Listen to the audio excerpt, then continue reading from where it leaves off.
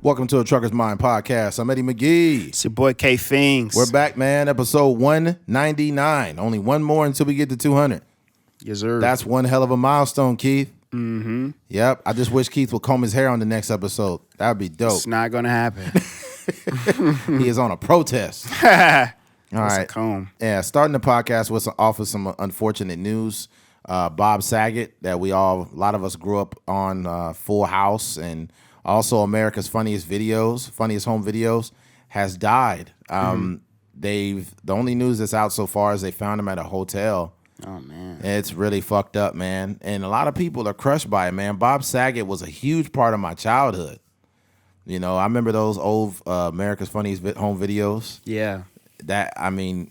He was like the corny dad type, person on there.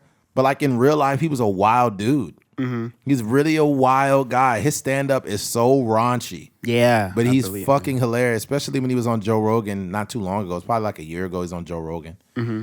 And yeah, Bob Saget, man, rest in peace to him. Rest in peace. Yeah. A lot of us really felt that. Like it's almost like us losing Tim Allen. Because I don't know if you remember that show Tim Allen was on. Remember Home Improvement? Yeah. Mm-hmm. Yeah. That was a great fucking show too. Like I grew up on shows like that. I grew up on Full House, Home Improvement, Family Matters. Yeah. Was it Step by Step was another one? Mm-hmm. Step by Step. Like I grew up on all those shows, Fresh Prince. Yeah. So it's like seeing people that died. Like when Uncle Phil passed, that shit hit me, bro. Yeah. That shit hit me to my core. I'm like, ain't no way Uncle Phil died, bro. Yeah. Like that shit hurt. We got an iconic line out of that from J. Cole. Yeah, bro. Mm-hmm. Yeah, it's difficult. Like, and then when we see these people now, like we only know them as who they were. Like we see Jaleel White, but we know him as Urkel. Yeah. We see the dad from Family Matters, but we know him as as Carl Winslow. Carl Winslow, yeah. You know what I mean? Carl was a cop. Like I don't know. It's a lot, but it. Like seeing like the Olsen twins back then before they, turned into shriveled hot dogs. I don't know. I don't know what happened to them, man. Yeah. I used to have a huge crush on them. What's Ashley and what's the other one? Ashley Mary Olsen? Kate and Ashley. Mary Kate and Ashley Olsen. The other sister is killing though. Which one, the older one? Yeah, the one that's in the Marvel movies. She's Scarlet Wait. Witch. Oh, I'm about to say, yeah, that's the younger sister, right? Yeah. Yeah. Was he older than them or she's younger than them? I said the other sister. I don't know how old she is. Yeah, I think she's younger than them. younger than them though. Yeah. I know exactly what you're talking about though. Mm-hmm. Yeah, I forgot. Yeah, but yeah, man. Rest in peace to Bob Saget. Yeah. And to all those who loved him.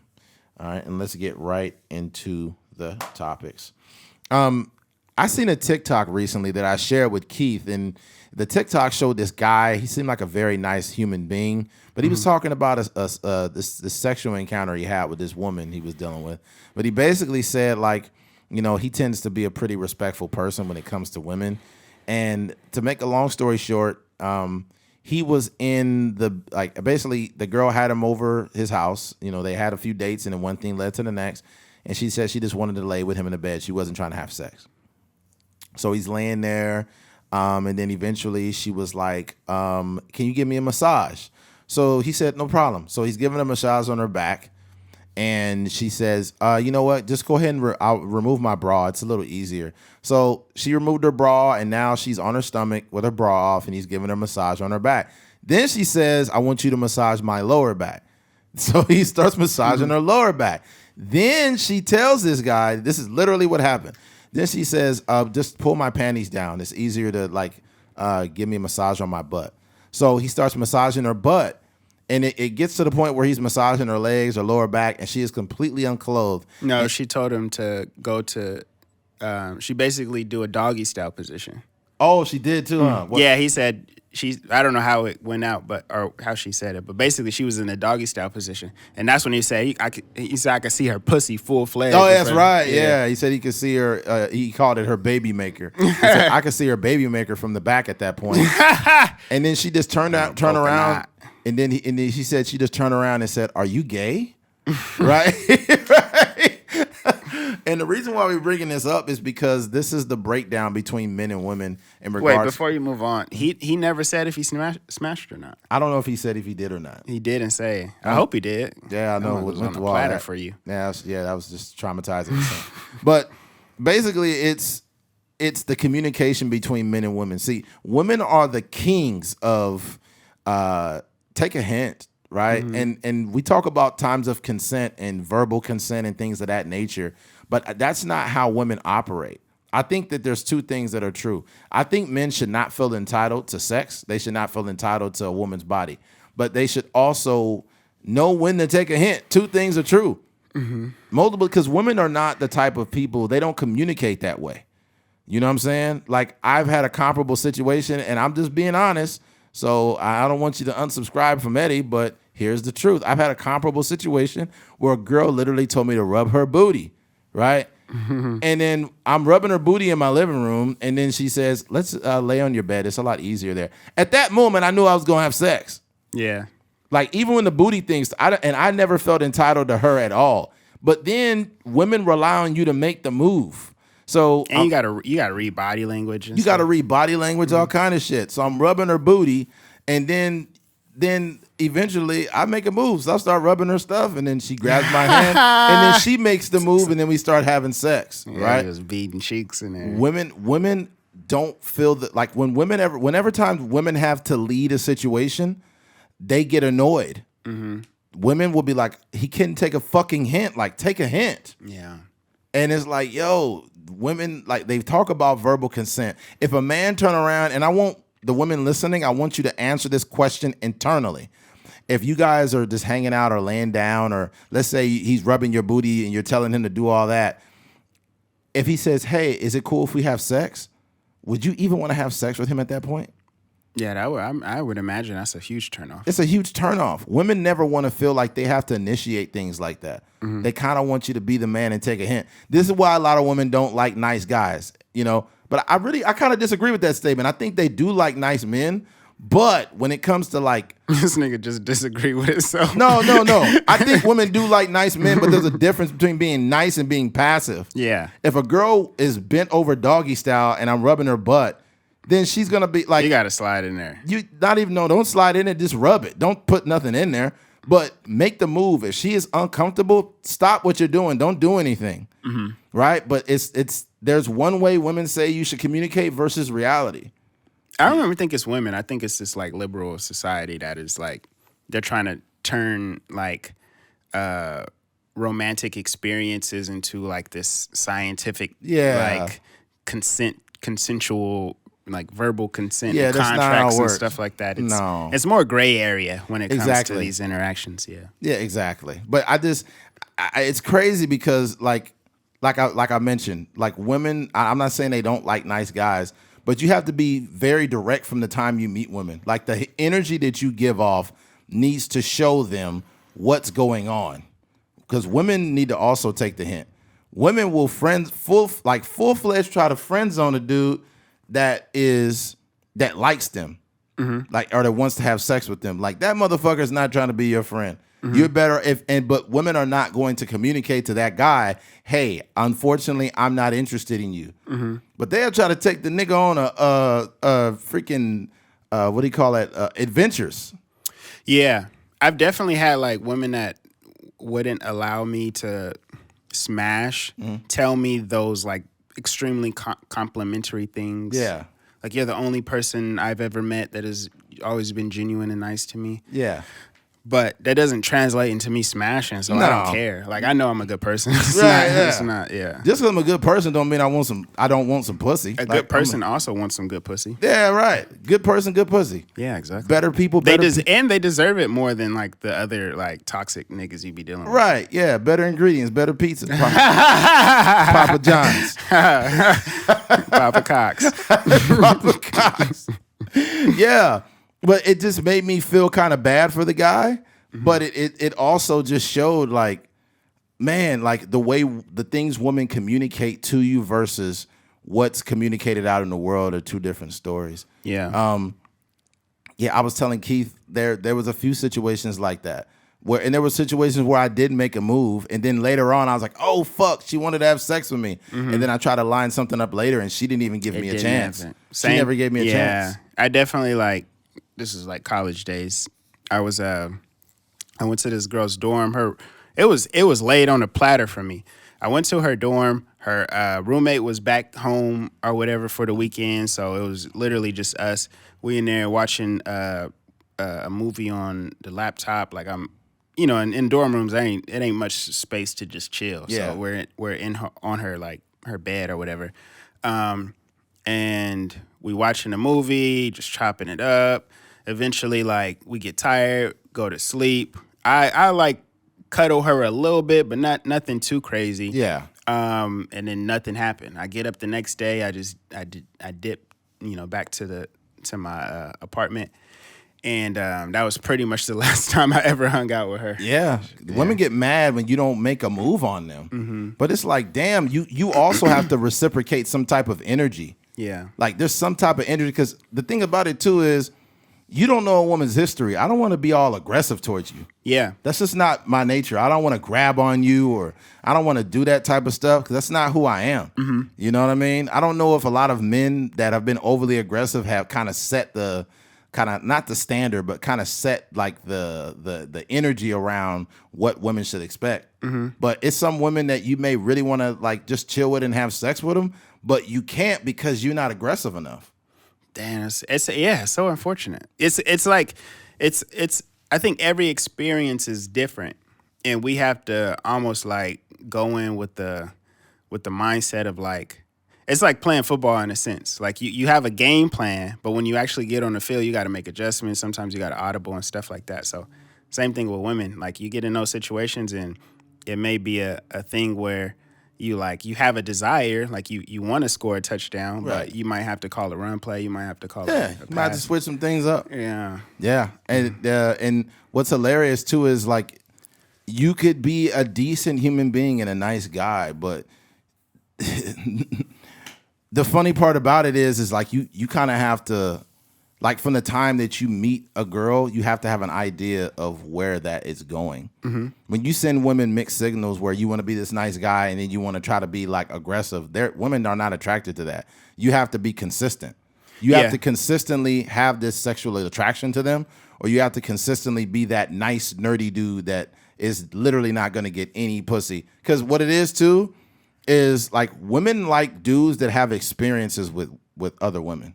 They don't say this, but like if you're a dude that literally is a computer nerd and you don't have any interactions with women can sniff that out and they don't want to deal with you. Mm-hmm. They want a dude that has some form of experience that could take hints. Because you notice why women say like these men are just dogs, all they want is one thing. That's because that's the niggas they deal with.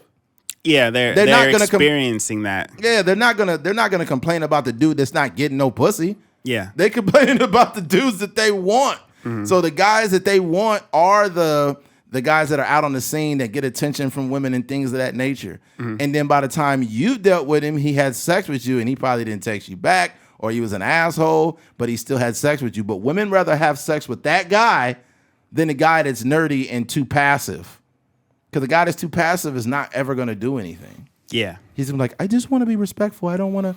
A dude that's super respectful, or not even respectful, he could be respectful, but that's passive. A woman could get butt naked in front of him and he'll just stand there. Yeah. Like, I'm just trying to figure out, like, what do you want me to do, Yeah. I'm just still trying to figure out the algorithm of your pussy. Right now I'm doing coding and, I'm trying to figure out, I'm investing in NFTs right now. I'm trying to figure out, like, what do I do? Can I buy this pussy in the metaverse? No, I think, yeah, it's a fine line. Wait, hold on. Why has that become the standard nerd voice? What? Like, I'm trying to buy this pussy. I don't know. We kind of remix it because normally it's just like more nasally. More nasally, right? Yeah. This one's like just kind of down here. Oh, man, that's crazy.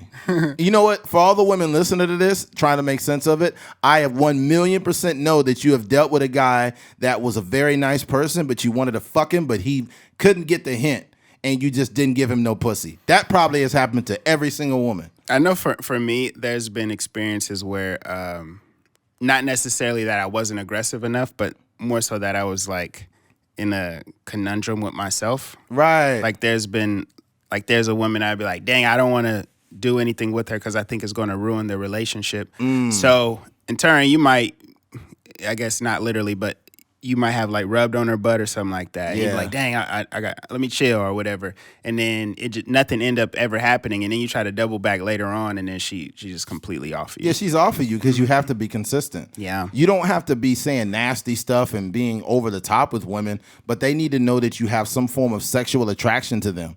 They don't need to wonder if you are sexually attracted or if you just like, you don't have the balls or you want to be friends, whatever. Like the reason why women can never friend zone me now is based on the fact that if you throw any energy at me that's friend zone stuff, I'm not gonna bite on it. I will not talk to you, not because I hate you or that that I'm trying to be mean, but like, yo, if I'm not having how do you say it?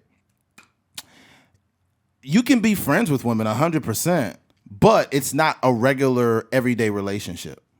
It's not. It's not normal to just have like 15 friends that are women and you guys are just strictly platonic. Mm-hmm. Usually somebody has some form of attraction towards the other.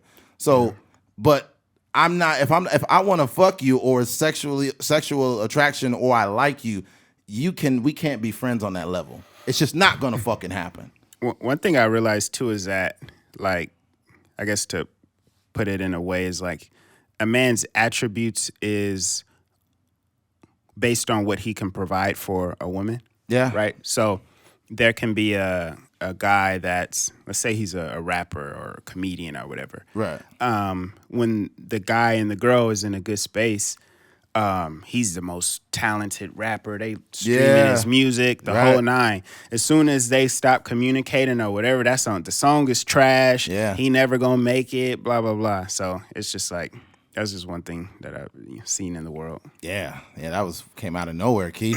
No, I'm just thinking about like how like those like I guess the fallout of those things. So I'm saying in terms of like, if that guy, if they're meeting meeting in a way, and then you're not aggressive enough, she could be like supporting your podcast, whatever the case may be. Right, that's and true. And as soon as you're not aggressive enough, or as soon as that communication fall out, your podcast is trash. I guarantee you, women have had conversations with their homegirls about a dude that was like, he's nice, but he want to make. They'll be like, he's nice, but like he just can't make a move. He's just too scary. Like, I wanted some. Is that a Latina? No, I don't know what voice that was. That was a universal woman voice, I guess. But I guess it sounded a little more Latina. Like he's just like, I don't know. Like, I don't know. I wanted to give him some, but he was too scared. I ain't giving him another chance. Why are you playing? Oh, you stupid. Oh, man. Yeah, like women don't communicate sex really, even in a relationship. Instead of saying like, you want to do, like they're not going to ask you, do you want to have sex? They'll just put their butt on you when you sleep. They just start arching their butt on you like, here's some pussy. And if you don't want the pussy, now you gay. Yeah, are you seeing toxic, other man? They'll push the butt on you and you don't want it. Are you seeing other women? That's crazy. Like, no, I'm not seeing other women. I'm just 36 and right. My dick don't work like that no more. I think what happens too, sex changes in your 30s. You don't have energy like that anymore. Oh, facts. You be able to get 2 good nuts off. You get a couple good ones during the week, but that's it. Yeah. If you working a job that requires a lot of time or you're working on a lot of stuff, it's like I'm not Superman, If you want, I would say this to women: if they want some of the best sexual experiences they ever had, then go deal with a motherfucker with no job. Yeah. Because when you got a job and you got stuff going on, it doesn't mean you bad in bed. It just means that the amount of dick you're gonna get from a busy dude ain't gonna be what you think it's gonna be. Yeah. One thing about relationships too is that it is sex has to be like an experience in a sense. I think when you just casually out in the world, Universal Studios. Wait, what? Like Universal Studios. Oh, it's an yeah. It's You like gotta, what's the like Godzilla? You know, they got all those rides and shit. But instead of like Godzilla, it's just like dick, like yeah. dun, dun, dun, Indiana Jones. Dun, dun, dun, dun, dun, dun, dun, dun, dun, dun. Jaws out there. Instead of that big, that big boulder rolling down, it's just dick coming out of it. Like, oh Balls. my God. Balls. Testicles. Dun, dun, dun, dun, dun, dun, dun, dun, dun, dun. That's funny. Continue, Keith. Sorry about that. No, but I was saying like in terms of like relationships, like sex is like a whole experience. Right. But when you like just casually out in the world, when you're real worldly, you can just like call it your booty call up or, send a text or whatever the case may be. And it's not like this huge buildup. Like I feel like married people don't have like, it's like romantic sex, which is cool. But I'm saying like sometimes it would be dope to just be like, to not have it be such a thing. Like, hey, I'm coming home, take your clothes off, and then just yeah, that'd be crazy. That's probably how that could be how married couples do it. Yeah. They'd be be like, spice it up a little bit. If you work in different shifts from your wife or something, they'll be like, hey, look, we got a 45-minute window. The baby is asleep. Yeah, the baby is asleep. We got 45 minutes. It's like, it's all good. You only last like 7 minutes anyway. You got a 45-minute window with plenty of time. You go in there, bust a nut, and make some dinner. Good shower, whole nine. Yeah, that nut gonna be fast. Mm-hmm. Women also got to start coming faster. Y'all, so 2022, y'all got to start coming faster. It's almost time. It's almost 45 minutes later. I'm almost there. I'm almost there. 2 hours later. Man, fuck this shit. That was comedy. I'm out of here. Yeah, but there's that, man. I just think that men have to do a better job of like communicating, or not so much communicating, but read the room, man. Mm-hmm. Read the room. It's not all, like if you know this is how women communicate, dude. This is just how it is. This is how it is, man. Yeah, you gotta adapt. You gotta adapt, brother. That's the thing too. Like, and maybe in that situation, he was going in thinking, the whole Me Too movement is going around. Like, people are asking for consent now. But you got to realize that they're going to push a narrative. It may be 2 women in the world that are actually like, yeah, we need to sign a contract and we need actual consent before we have sex. Yeah. But the most regular women is just like, they're going to put it on a platter for you like that. They would not have you in the bedroom or in a situation with them if they did not feel safe enough around you. Also, I think in that moment she changed her mind because initially she told him to sleep on the couch. Yeah, at first. As soon as she told him to come into the room, his brain should have been churning already. Like, okay, if she do this, it's on. But he was just like, he's so oblivious. I feel sorry. He's very oblivious, man. He's very oblivious. And the thing about it too is like she probably was. Women do certain things for certain men. They'll never admit it. But there's a guy that could call them right now and they ready to fuck. Like, and it doesn't mean they're a hoe or any of that. It's just that like there's certain dudes that they've dealt with in their life that can call them and they'll be like, you know what? Like, I've had sex with this dude already. All right, cool. We got history. He's a cool person. He's a cool person. Yeah. He could get this pussy. Then it's the guy that's kind of super nice, kind of nerdy, cool dude, whatever, but they're going to hold the pussy from that guy. That guy's not getting shit. Dang. That guy's not getting nothing, and it's never gonna change. No, because not only that, like he's too passive too. He's not gonna make that move. Mm-hmm. And he might get it on on a late night. Just sometimes your work pay off. Like the years of work pay off when she's like coming from the club or something like that, and she's and Dick A is not available. You don't want that though, man. I don't want any woman that's drunk, inebriated or drunk. This is 2022. If you can't give me that pussy sober, I don't want you over. Mm-hmm. That rhymed. There you go. Yeah. MC Eddie. Yep. Mm-hmm. Say no to drunk pussy all 2022, man. Hashtag no drunk pussy. No drunk pussy, man. Yeah. Yeah. Times it's not okay, man. Mm-hmm. But protect yourself, ladies and gentlemen out there. Mm-hmm. Don't have no drunk dude over your house too. A drunk doodoo? No, I told like the ladies don't have no drunk dude over your house too. Oh yeah. Yep. But that Henny dick hit different, I heard. That's what they said? Mm-hmm. But what does that even mean, though? When you're off the Henny, you know what I'm saying? When you're drunk, the Hennessy is supposed to help you, or what? Help your sex drive? Help you last. It's like a blue chew, but it's Henny. I don't believe that. I think people be making stuff up. Hey, some people speaking from experience. What's the point of having Henny dick if you still bust fast? You drunk a whole pint of Hennessy and then But you that's just the busted thing. Like in 3 minutes. it's supposed to be. You're supposed to last longer. You're supposed to like. I don't know. I never. I don't drink, so I don't know. But this is just what the masses are saying. Get it, hey, all the good dudes out there, get it together, man. Mm-hmm. Get it together, bro. You could be a good guy and still get laid. Yeah. Okay. Most people are. You had that statistics where most people are having sex while they're drunk. Oh, that's true. Yeah, that's unfortunate, but yeah, that's the truth. Yep. Well, all right. Switching gears. The toxic dating culture. I wanted to bring the main example being Kim and Kanye West. Just recently, they got a divorce. They haven't even been divorced for a year. And Kim is out running. They're not divorced. Oh, they're not. Yeah. They're separated, Yeah. but they're not divorced under like the legal terms, I guess. But she's running around with Pete Davidson, and fucking Kanye's running around with this. He's with some black woman at first, younger chick. She's really hot. A black woman. Yeah, he had a black girlfriend, man. She was sexy too. Where? He did. I said past tense. And then he broke up with her and got with the white girl, Julia. No, I mean, I never seen her. I didn't. Oh, yeah, he was at the Laker game with her. Oh, really? Yeah. Dang. Crazy. Yeah, and then he with Julia Fox now. But here's the thing. The reason why I'm bringing this up is because we live in a dating culture where people do this shit regularly, man. Like, they will literally be with a person for X amount of years, break up with them, and be dating another person. And them being celebrities and this playing out in the public is one thing, but this is really how average people live. Yeah, y'all weird. Y'all weird, bro, because I'm going to keep it real with you. People may laugh at me or whatever for saying this on the podcast, but I'd rather, like, if I'm in a relationship, I plan on it to work. When it doesn't, I'm hurt by that. I'm genuinely hurt, and I much rather go through the process of being to myself, and if I'm sad or if I have to cry, whatever the case, just bettering myself, going to the gym, being around.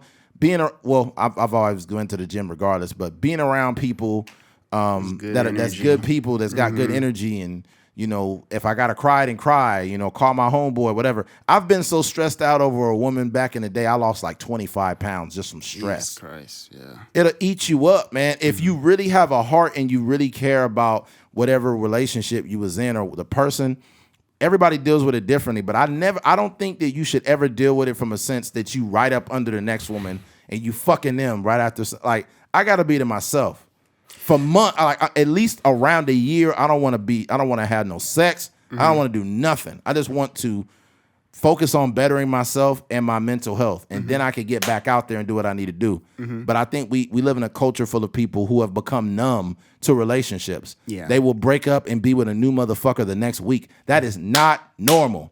It is not normal. All that means is that while you were in the relationship, you already quit on it and you were already talking to other people. You just hadn't broken up yet. Nobody finds love 1 week after they break up. Nobody's dumb.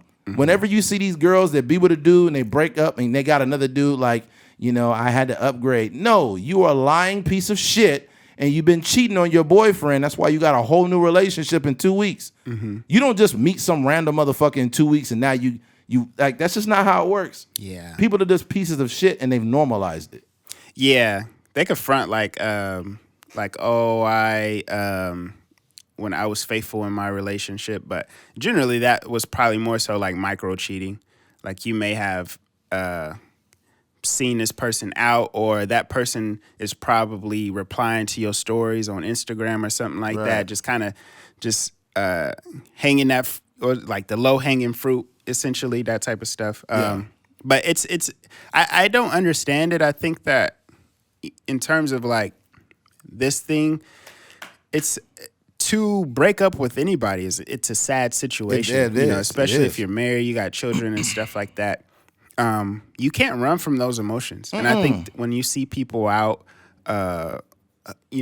hugged up with somebody else or on a date with somebody else, or all these different things, like they're trying to like suppress those feelings that they're genuinely feeling. And then also in terms of like Kanye West, I guess, and many other people, all they're doing is just bringing baggage to this new person. Yeah.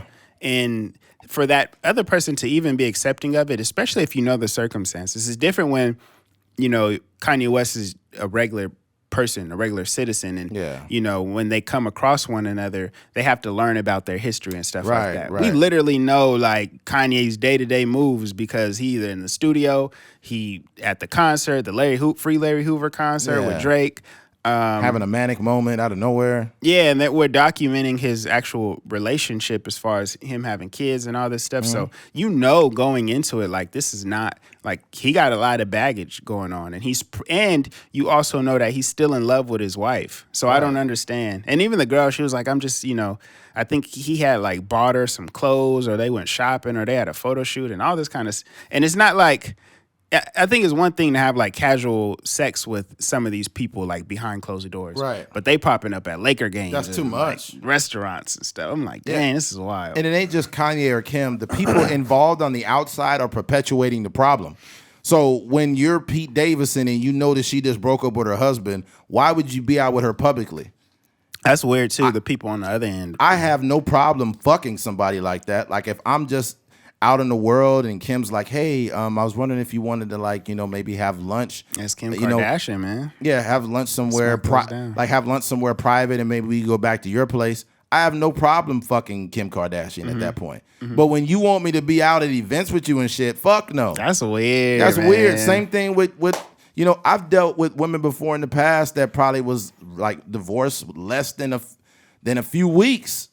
And we fooled around. Ready to go on. But the thing about it, I ain't never put a picture of them on social media. I ain't never tagged them on shit. I ain't nothing. I keep that shit to myself. I don't be out there like that. The ink ain't even dry yet. Yeah, the ink ain't even dry. Yeah. But you want to know what's sad though? The women that break up with a dude that can't wait to get back on the scene, it's sad because it proves how much they hated their last relationship.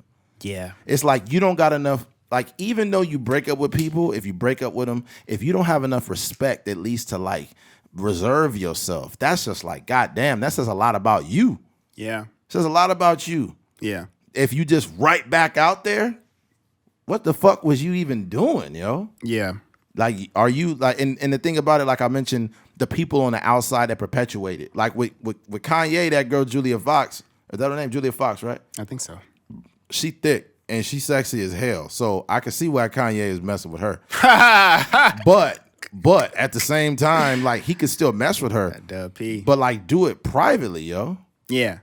Doing it privately. But I think a lot of times too is a lot of these people on the outside, they probably know they could benefit from being around them. Yeah. I think it's like some weird Hollywood shit. Her name is like circulating again. Yeah, the people that make me sick, that I mean, I don't care about no celebrity's relationship. This was only used merely for podcast examples. But people like Travis Barker and what's the other Kardashian? Kourtney. Sister. Man, I'm tired of them popping up everywhere, licking each other's face. Who gives a fuck? People put too much they put too much like shit out there. Yeah. Like way too much. Licking your girl's face all on camera. That's too much. Like that's too out there. I'm more old school when it comes to that. I don't need to be licking you all in your face. Like that's for the bedroom. That's not for public. Yeah. And then another one that's annoying too is Megan Fox and fucking Machine Gun Kelly. Yeah. Y'all licking each other. Like, that's not love. People weird. That's weird. That's some weird Hollywood like that shit is weird, dog. Just because I posted on Instagram licking your face don't mean that we like in love. Yeah. That shit is weird. What you realize too, and obviously this is like something you can recognize outside of relationships, is that it's just a facade. Yeah, that's all it is. Yeah. Sometimes they could be licking each other's face on Instagram and cussing each other out outside of Instagram. Like, people be in abusive relationships, physically abusive relationships, and still be on YouTube and on Instagram acting like everything is all good. So I don't know. I just feel like what people need to do is, like, sometimes you just gotta focus on yourself, especially if you've been in a relationship for a long time. Like, just work on yourself, you know, stay on your purpose. Kanye West, get back in the studio. Kim Kardashian, I don't exactly know if she's in law school and whatnot or not. I don't think shout out to her for that.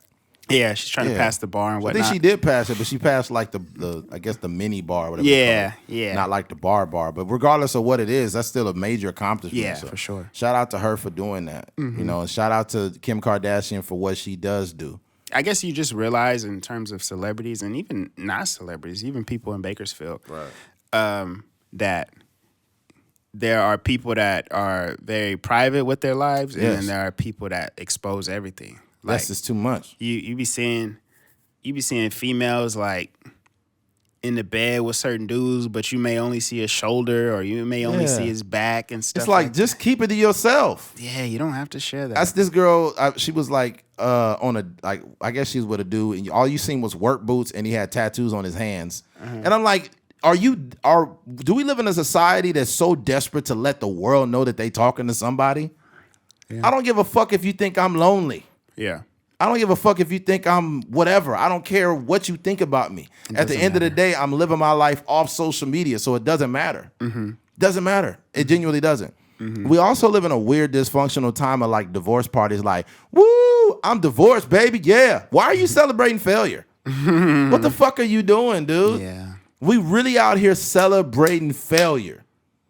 I think that you can be glad if a relationship was toxic or bad, you can be relieved in the fact that you're no longer dealing with it. But the fact that you make a public display on social media or other platforms of you. I seen this girl, she had like balloons and and then I seen Dr. Dre post that picture. Like, that shit lame, dog. You already, like, no slight to Dr. Dre, but dog, I don't know who put you up to that, but you taking a picture you like divorced as fuck. Like, we know you divorced. It's in the fucking news, man. I think too, like, it's sometimes like what they say, like irreconcilable differences. Right. But it's also both people's fault in a sense. It's, if maybe even if you got cheated on, right? Or, even if your partner was like primarily at fault for the way they treated you or whatever. Like, it's also your fault for like ignoring red flags and, enabling these people in a sense. Yeah. So it's like generally people don't change. So those same behaviors that you were introduced, when you were 1 year into dating or whatever, if that person is like not growing, then like whatever happened at the end of Dr. Dre's marriage where she was asking for money and stuff like that, that's probably stuff that was happening. It was already early happening. On. Yeah. Yeah, oh yeah. She wasn't just getting ugly at the end of it. Yeah. It was definitely something else going on. Yeah. Dr. Dre is another one that was popping up with some hoes. Like, he popping up with a few. Going to Mr. Childs and all that. Yeah, of course. But I mean, hey, at the end of the day, it is what it is. I just think that, like, I think we need to be very cognizant of how we're moving out in the world with different people. Especially, like, let's look at ourselves. Ask yourself this. If you've been with somebody for 8 years and y'all break up, do you think it's normal to be with somebody else the next 2 weeks? That sounds wild. So you mean to tell me that you have no feelings or pain or anything? Like, bro, that would devastate me. I'm not saying my life would be over, but I would cry. I would cry. I would be depressed. I would be hurt. I would still go on with my life. You know what I'm saying? I would still pick up the pieces to my life and continue to do the things that I want to do. But like, I feel like me in like any type of like serious relationship, I'm like home cooked, oven baked food. I'm like, it takes time for me to create this meal. You know what I mean? I'm making the tortillas handmade, or I'm making the biscuits, or what. I'm doing all this stuff handmade from scratch versus the average people relationships is like fast food. They driving up to the window. 2-minute transactions. That ticker is in the window. You see that thing in the window telling you how long it is that you've been waiting, and it's like 2-3 minutes, and then you getting impatient when they get to 4 minutes. That's how people are in relationships. They break up with a motherfucker and they going right to In-N-Out Burger, and they can't wait more than 3 minutes before they get some new pussy or some new dick.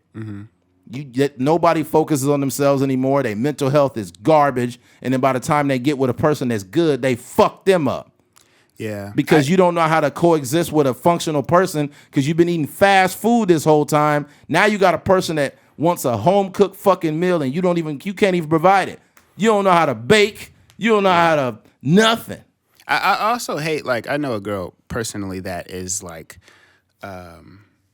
advertising her singleness. It's ridiculous. Like, she's making these TikToks and Instagram posts and memes, and they're all pointing to her like being single and her boyfriend like messing up or screwing up or something like that. And I'm just like, I'm genuinely annoyed. Like I low key want to unfollow her, but I'm just like, you don't have to like. That doesn't even need to be public information. No, because one, you're still sad. Yes. You know, no one likes to be cheated on. And secondly, like you're only entertaining a bunch of like terrible niggas that just want to like help you get over your sadness or whatever. You kind of putting up when you do that as a woman. I'm just being honest. I'm just say this.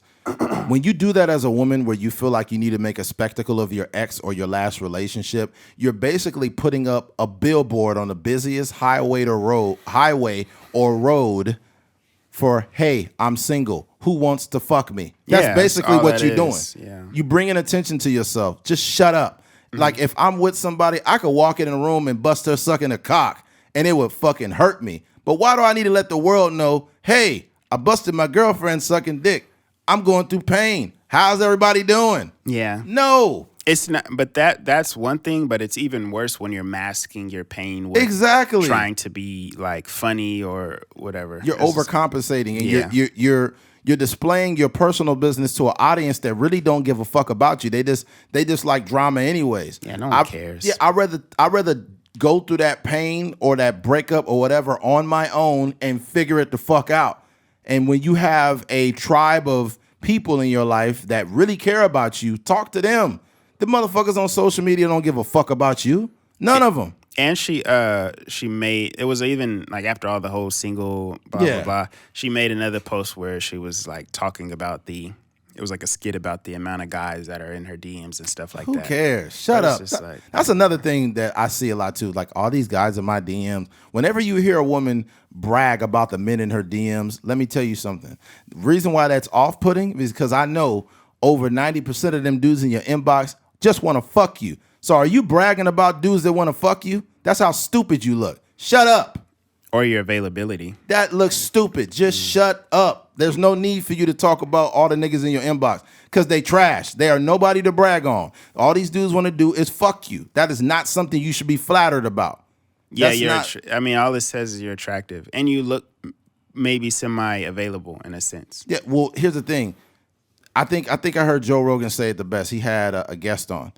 He said when you do things for attention, you're not entitled to the type of attention you want to receive. You just get reactions. You just get attention. You just get attention. It may not be the attention you want to receive. You just get reactions. Yeah. So when you're putting your life on display over a recent event, like if I break up, first of all, regardless of how the shit ended, if I busted my girlfriend cheating or whatever and we broke up, even at that moment that had my feelings hurt, I still have enough respect for her to not out her in public.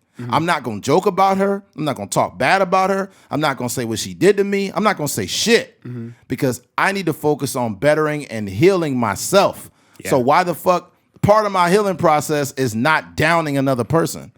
Part of my healing process is realizing what she did to hurt me and focusing on me. She could live with what she did. Yeah. That's not my job. And it's not my job to alert everybody to what the fuck is going on.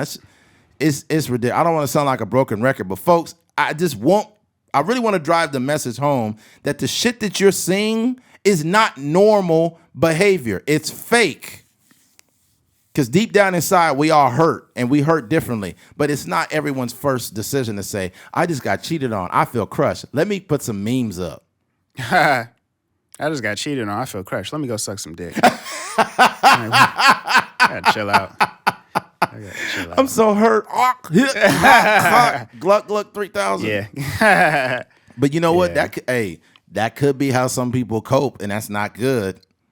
Yeah. There's a lot of people cope in a lot of ways, and I don't think that ain't the way. It's okay, yeah. That ain't the way. But you know what's funny though? What a lot of people do too nowadays, whenever they feel their relationship slipping, they start getting closer to somebody.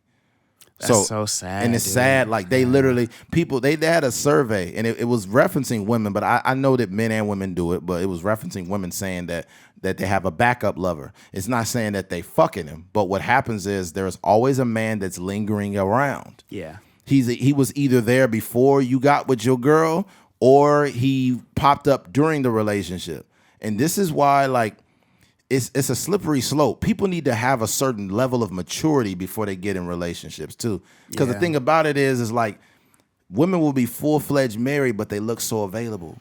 Yeah. And what happens is a dude approaches them, hey, I want to buy you a drink. Hey, can I get your number? We could tell. He's like, no, I'm married, but you can have me on Instagram. You can add me there.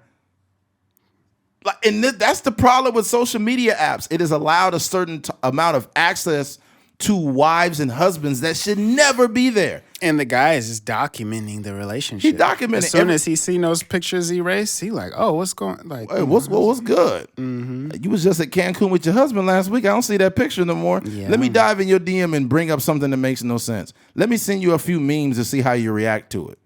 Let me do the quick reply to the story. Let me do a quick reply to the story and see what your temperature is like. Mm-hmm. I'm just telling you how. Put the hard eyes on a picture. Put the hard eyes on the picture, you know. And then another thing, too, is you can tell the temperature of where things are going based on the stuff that people be posting, too. I'm not saying you know a whole person's existence. But if they're saying disparaging things about men while being married, that says that relationship sucks. They got 1 foot out the door already. Oh, yeah. Yeah. They got 1 foot out the door, and as soon as she posts a little picture with her butt on it, you be like, now that's a nice booty. Yeah. Now y'all having conversations about her butt that you should not be having with a married woman. Yeah. Women for sure are like, and we talked about this before, but women for sure, and I don't know about men, I'm only speaking from our vantage point, but they'll be engaged, they'll be in a long-term relationship and still be in some way, shape, or form communicating with some guy that smashed him years ago. Oh yeah, that's most of social media. You're like, dang. And then those are the same people, like you talked about, whenever the relationship breaks up, next thing you know, y'all hanging out again, hooking up again. It's just like I feel like most people in relationships, they have it's like 98% commitment, and then there's like this 2% of them that is still like maybe holding on to like some previous 100%. Like thing, and then not even like, you know, you could delineate the casual relationship versus the committed relationship, but oftentimes it'd be like those 2% be like the next boyfriends or the next girlfriends. Yes. And you're like, what in the world? Yeah. And the thing about social media too, a lot of it's the graveyard for people you used to fuck. Mm-hmm. Like I have multiple women that I have on social media, and some of them engaged, some may be married, some in relationships. But yes, I used to fuck them, and we are still friends on social media. One thing you gotta and hold on before you continue is I know the people that are listening right now. You have plenty of people that you used to fuck, but they're still on your social media. Yeah. Continue, Keith. Well, one thing you got to realize too is that any person that is like willing to like cheat on you or cheat on their it's hard to explain. So basically, say like you're a guy and you're talking to this girl. Or you meet this girl, but she's in a relationship, she's engaged, whatever the case may be. And she's like, I guess what they consider micro cheating. Y'all may text here and there. Mm-hmm. You may have each other on Snapchat or something like that. And she may even like cheat on her boyfriend with you, or she may break up with her boyfriend and get with you. You have to realize that neither one of y'all are like real husband or wife material, because you guys are doing something that is like not morally correct. No. And you know, you bringing that energy into a relationship only says that both of you guys will do that to somebody else if the situation presents You're already itself. capable of it. Yeah, exactly. You came into this situation. You can't cuff no cheater. That doesn't. Not at all. Not at all. And a lot of people do that. Mm-hmm. And the thing about it is, a lot of relationships start that way. Mm-hmm. It starts off. It's just like it's just transitions. I got a lot of homies, not a whole bunch, but I got some homies that are personal trainers, and they used to fuck married women in the parking lot. Mm-hmm. This is a fact. Mm-hmm. That, you know, it starts off with them having little complaints about their husband, like, oh God, he just doesn't do this, he doesn't do that, blah blah blah. Before you know it, You know, I had a homie that said he fucked a married chick in the sauna. He locked the door at Body Exchange back in the day and was hitting her in the fucking sauna. That's wild. And I'm just like, yo, or was it the sauna, not the heat room? Because Also, it's a steam room and it's a sauna. And I'm like, yo, like really, dog? Like you really did that? I think as guys, we gotta like change the narrative too. Like it's not one that's not really nothing to brag about, especially Hell as no, you it's get not. older. No. And two, like guys, you gotta start like a person with a boyfriend or a girlfriend is different. But when it's like when they create that bond and they're married and there's a ring on it, we gotta stop trying to be like the whole Future and Larsa Pippen thing. Like that's to me, it's like it kind of makes my stomach turn. It's not nothing that is like dope to brag about. Yeah, it's not dope to brag. No, it's not. Like if a woman is married, even if she seems to not, and she's very sexually attractive, no, leave her alone. Because the problem too is that you could get yourself in trouble too. Because even if she's no good, there's no telling how much he loves her, and he will fuck you up. Some dudes will kill. Yeah, they'll definitely kill you. They'll be knocking on your door at 2 a.m. You just got through shotgun. You just got through stroking his wife out, and you open up your door and you get blasted. They call that a crime of passion, right? Where the young 23-year-old buff dude is fucking this chick that's like 35. Yeah. And her husband is pissed off and he comes over there and shoots you both. Yeah, stay away. There's a lot of women out here. You don't have to. Yeah, it's a lot. Married women. Yeah, it's unfortunate. The thing about it too, like that's a slippery slope too, because you could be talking to a chick and she'll like you enough to not admit that she has a boyfriend. Yeah. That happens too. Yeah. I've seen it to where you talking to a chick, it seems great, and then all of a sudden they pop up with a whole dude. You're like, what the fuck? Mm-hmm. He's like, wow. This is bad. I think that overall the point we're trying to drive home with the whole Kim and Kanye thing is like this shit is not normal. You don't have to behave like this. You can actually respond to your natural emotions if you need time, if you feel sad, if whatever.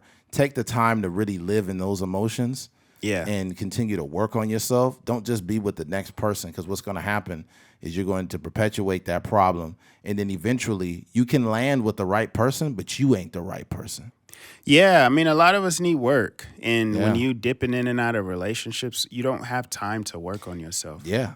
What have I said on this podcast many times? I've said that I have to make sure that I'm man enough for the woman that I want in my life. I can't just be like, oh, these women got to get it together. There are things that I still need to work on as a man.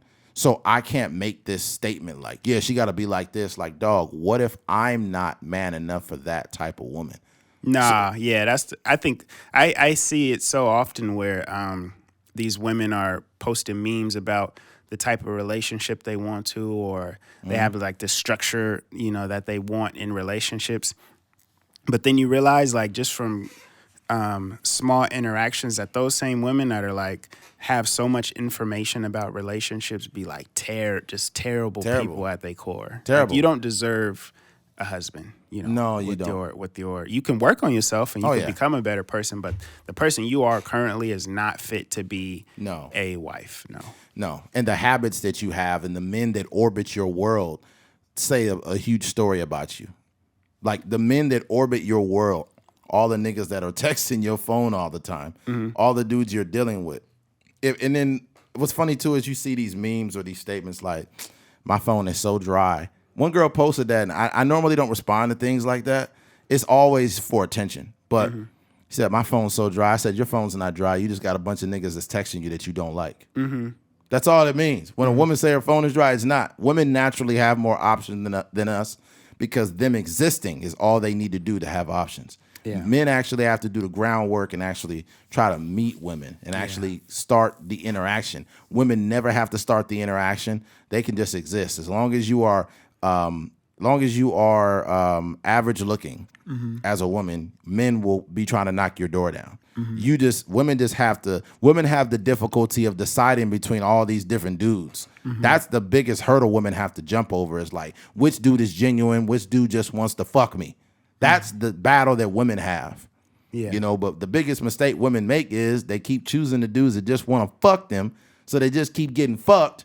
And then the dudes that are actually good dudes that want them, they mistake that dude for the dude that's been fucking them. And now it's like, It's not that men are always trash. There's some decent men and women, but you've made so many fucked up decisions that you just grouped everybody together. Mm-hmm. And it's unfortunate. Yeah. But that's the real world. I feel like sometimes the people that are actually looking for the same thing are often like choosing the wrong people. Exactly. So even in terms of like a guy that's like really looking for a relationship, sometimes girls just want to get dick down, and that's like the extent of the relationship. That's right. Sometimes, and it doesn't make them bad, by the way. Mm-hmm. First of all, just if a woman just wants to have sex, it doesn't mean she could be actually a really good woman. Yeah. She could be a decent wife material type woman, but she just wants to get fucked in that moment. Mm-hmm. She probably does not want to be in a relationship at that time. Mm-hmm. She probably has exhausted all of her emotions over somebody that wasn't the right dude for quite some time, and now she's just trying to build herself, and she just wants some good dick in her life. Excuse me. Mm-hmm. And that happens. Mm-hmm. Sometimes, and it, like you mentioned, it's a lot of men out, a lot of really good men, and a lot of really good women. Nobody talks about this. Mm-hmm. A lot of good men, a lot of good women, but they choose the wrong people. Yeah, and they're just juggling all the wrong, toxic, poisonous people. Yeah, that's bad. Yeah. They need like a good person, like dating app. Yeah, I know, but there's no way to really. There's no way. It's not real thing. There'll be a bunch of pieces of shit to infiltrate. You'll have Future on that app, like you'll be like, yeah, Super Future. I'm gonna put my thumb in a butt. That's comedy. Oh man, yeah. Switching gears. How do I put this? But basically, the other night, I would say it was Thursday morning, actually. Let me run to the restroom real quick. I'll go ahead. Man, you've been drinking a lot of water or something. Hey, man. Yeah, keep you said your pH balance, you stupid ass. Oh, man. Okay, recently, I got off of work pretty late. It's probably right around 1 a.m., and it was like Thursday morning. And I stopped by an ATMPOD to grab some gas on the way home. I never really do that, but my work truck was getting kind of low. So I stopped in an ATMPOD to grab some gas for my old Chevy. And some girl was in I think it was a 2016, 2017 newer model Chevy Malibu, right? And she pops her head out.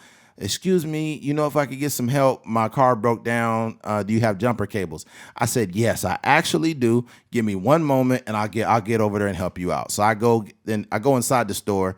Because if you use the outside to get fuel, you could actually you could get what do you call that fraud. They could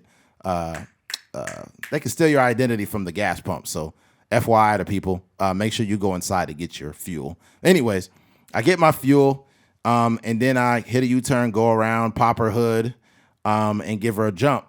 And before the car gets started up, she tells me like, I don't know what happened. The person, I let somebody use my car and they said they ran over a raccoon and it's been acting crazy. Mind you, this is a newer model vehicle and it sounds like shit. It's starting off fucked up. She doesn't hardly have any coolant in her car. Her hose is like leaking coolant and shit. And I don't know if this helps the story, but I just need to paint this picture so you guys can see it. She probably was no older than about 22 years old. Extremely sexy. The big breasts. Big booty, small waist, very pretty, right? And I'm not objectifying women. I'm a man. I'm a human being, and I seen this, right? And I didn't go help her because she had a nice body or she was sexy. I would do that for anybody. If somebody's down, I would help them out. So then as I'm talking to her, I see she has a friend in the car, and her friend was sexier than her. Or they was, whatever the rate of sexiness is, it was off the charts. There was a chocolate skinned girl, had a nose piercing, big booty, small waist, just super fine, both of them. And I'm just keeping it, I won't say professional, but I'm just keeping it respectful. I'm not trying to be up in her face. I'm keeping my distance and stuff. So as I'm listening to her talk, I said, yo, whoever told you that they hit a raccoon they're lying. They did something else. They fucked this car up. I said, this car is too new to be sounding like this, and we just had a little brief conversation, and she was calling people to come and help her, and nothing but women showed up. Like her mom came, and then her mom came with somebody else, and they're all asking me questions like I'm just some master mechanic. I was pointing out the shit that was wrong with the car, but I'm thinking like there's a couple things that popped in my mind. One of them is like, ladies, when you're driving a car, make sure you learn enough about it at least. Like you have to assume the responsibilities of your vehicle. Please, ladies, learn how to add coolant. Learn how to change the the tire. basics. It's the basics. Learn how to change your coolant. Learn how to change a tire, right? Things of that nature that can help you out so you don't end up getting stranded at a place and relying on calling people, okay? That's one thing. And then some other girl came over there who was equally as hot as them. Finally, one dude showed up, right? Some young dude.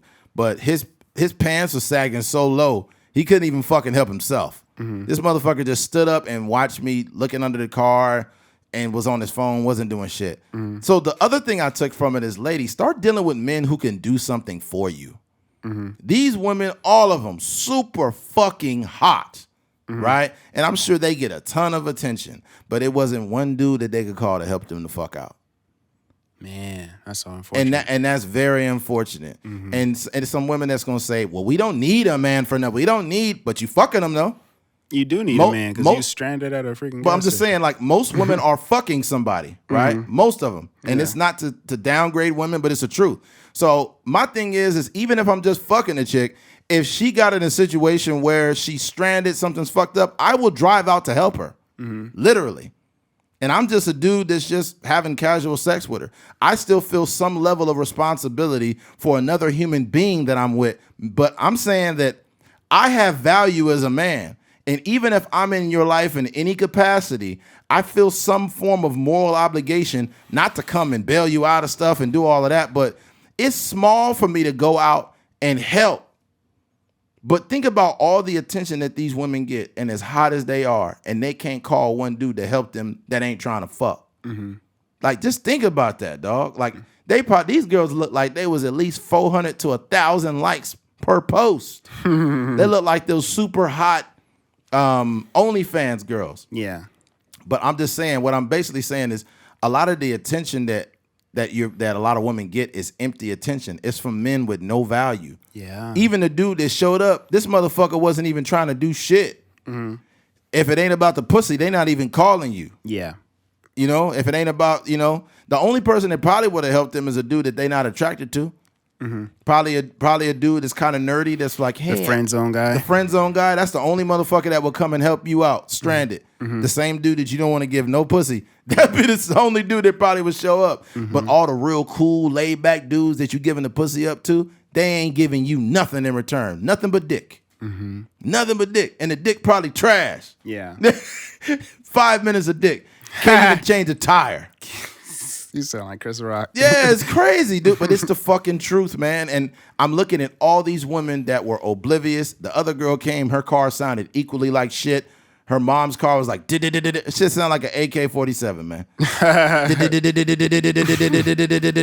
I was like, hey, your car doesn't sound too hot. What's the last time you had an oil change? I look at her car, she's got a check engine light on. I say, hey, make sure you stop by a mechanic to find any reject codes. Have them do a diagnostic on it. She's like, oh, okay. And the reason why, like, in these, I'm not saying they were looking at me all googly eyed, but they looked at me like I was like just this guy that, they looked at me like a man that's not in their life at all. Yeah. Like, when they called, they asked me, and then I pulled out, I had coolant in my truck. I had fucking jumper cables in my truck. I just had stuff that I had a jack. I have a floor jack in my truck. All this stuff just in case something goes on. And it's like I look at them and I guarantee you that there's some dude that's using their car. Because he said, I let somebody use my car. Yet you let some bum ass dude use your car. It was probably the nigga that showed up like that. I don't know who the guy was, but the dude had his pants hanging so low. I'm like, dude, you can't fucking help yourself with your pants sagging like that. Yeah. I think that they're young women, so maybe they'll grow out of it, but like it's still some grown women that deal with dudes like this. Do you think people grow out of that, like choosing bad partners? Not always. Most Sometimes people don't change out of that. Stay in that forever. They stay in that. People like what they like, but they complain about it. It's not us making a decision. Like we don't know we don't know the science behind attraction. You're just attracted to whatever you're attracted to. Maybe it's because of something you've seen growing up, your parents, or whatever the case may be. But yeah. Yeah. So people just they like what they like. And I just found it curious that they're not curious. I just found it interesting that I was there at least helping her for at least around at least 25, 30 minutes I was there. And only women showed up. And the dude that did show up, he was fucking useless. It was just like, wow. Nah, I think that's the real a real thing. I think that even in terms of like, first of all, just the people in your life, like Right, you 100%. need to surround yourself with people that have real value. Yeah. But even more so if it's someone you're in a relationship with, even if it's not like a boyfriend, girlfriend, even if it's just a casual thing, like we need to choose partners that can offer something. Like that have something. Yeah, that can bring something to the table. Not this lopsided relationship No. or not a relationship that is solely based off of like a sexual thing. Because I like you said, in terms of like something going wrong in either of your lives, like, and that's your, because you know it's, they say like they coin it like friends with benefits, right? Right. Like first you need to be friends. You know what I mean? So that means in terms of friendships, you can lean on somebody, you can talk to them when you need to, you can you know, if you need some help in any capacity, they should be able to help you. But you know, a lot of times, you know, the type of relationships you see now is just with the benefits. That's and it. That's just kind of the extent of the relationship. No friends. And it's also like we need to start putting enough value on ourselves to, not that you need to be like always looking for a relationship, but start putting enough value on yourself to only give the pussy up to somebody that has like that is just like at their core a good person. Good human being. Yeah. Because if you giving the draws to somebody and you stranded at whatever gas station and they don't even pick up their phone, that's just crazy. like, you got to reassess how you moving out here. I think, and some people would disagree with this. Like, if we just having sex, I don't owe you nothing else. But it's like, dog. Like, at the end of the day, I think a lot of women are so used to dealing with men who don't have souls that when you display that you have a soul and you're actually a decent man, then they kind of like, they don't even know how to comprehend it. Like, what's weird is it's been girls I just fooled around with. We just had sex, but I've treated them probably better than any boyfriend boyfriend they've ever had, which is fucking sad. Not to say like I'm like being romantic, none of that. I'm just having respect for them. Just having respect for them is better than most of the men that they've dated. And what you learn is women have a track record of dealing with a bunch of ain't shit motherfuckers. Yeah. So by the time something pops off, they got a blown out tire, or they broke down here, or something there. It's men that it's women that are dating dudes that'll be like, oh my God, like I have to come across town to help you. Can you call somebody else? Like, they really be in relationships with motherfuckers like this. I know a girl that was engaged and she was like, she basically told me like, Keith, you're the nicest person in Bakersfield. And I was like, one, that's kind of weird, but two, like I'm just doing like, in terms of her, like I don't have any like history of like, it's not like I bought her flowers before. Nothing. Like I just a casual friendship. But Yeah. you just see how low the bar is when it comes to like the type of dudes out here. I've had, and you know that women are not happy with the men they're with when they make certain statements. Like, I remember I was just having a casual conversation, and she was like, I don't see why you're not, especially when women say shit like this, I don't see why you're not like married or have a girlfriend. And it's basically saying like it's like them indirectly saying that they're attracted to you. Yeah. Which is very strange. Yeah, I get you. People would say like, no, it doesn't mean that. But I'm like, if a married woman is making a statement like that towards you, then it's kind of a little bit weird. That's the way of saying I like you or I'm attracted to you without saying it. 100%. But then she followed up, was like, yeah, I wish I wasn't married. Oh, Literally. Swear to God. gosh, dude. I wish I wasn't married. I didn't respond to that. I was just like, oh, you know. But it's bad. It's bad when you see this shit. When you see all these beautiful women that are in a space where they need something and there are no men there to help. And I know we live in this age of equality where I don't need no man, this and that, but if he was good enough to lay down with, like, why is that same dude not like good enough to help you? Yeah. And some people say, like, why are you making an assumption that they don't have men that will help them? And it's like, honestly, the way that they all were, that all these women showed up, bald tires, no coolant. Each car came up sounding worse than the last one. No, a decent dude, no matter if it's a casual thing, maybe even if it's just you helping push their car. Right. Like if that's me in that situation, I'm telling them the same thing. Like, hey, your coolant is a little bit low. Right. It look like your oil you got a leak right here, whatever the case may be, and then you just go on with your day. That's what I did. Definitely if it's a person that's like hanging out with you or going to movies, or maybe he just coming over to knock you down every now and then. Yeah.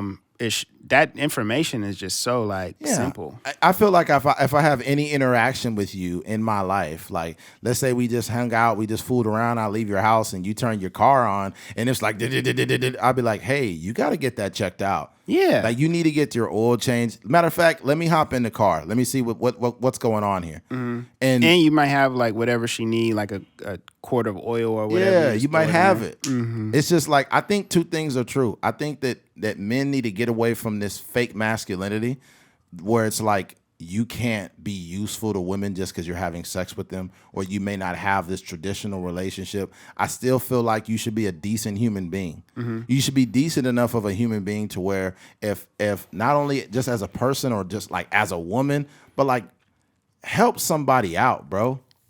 Yeah. What you mentioned the friends with benefits thing. Like, what's the benefit? Mm-hmm. What's the benefit, bro? Mm-hmm.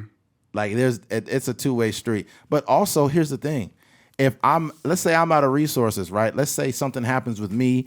I'm out and about somewhere. Something happens. I need some help bad. I've tried to call people. Nobody's answering the phone.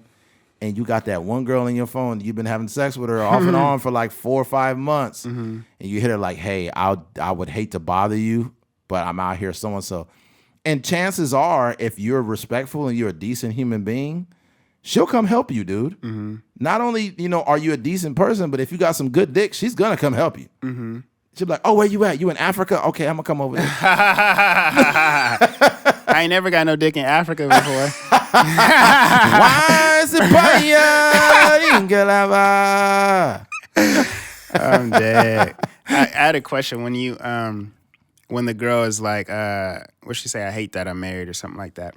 Do you entertain that conversation, or do you just be like, man, that's crazy? I just, dang, that's crazy. I just moved on by it. Yeah. Like, what am I going to say? Like, yeah, you shouldn't be married, girl. Yeah, actually, yeah, you should have not got, like, what the fuck? Yeah. You, as a man. Some niggas will say that. As a man, you got to be the biggest piece of shit ever if a woman says something like that and then you move in. I don't move in on vulnerable women. Yeah. That's not my thing. Yeah. I need you to be 100% present. I don't give a fuck what it is, whether we're talking or we're just gonna fool. I need you to be 100% present. I don't want you to be inebriated or drunk. I need you to make like a sound decision if you're dealing with me. Yeah. It needs to be a sound decision because I could, like, my conscience, I could live with that.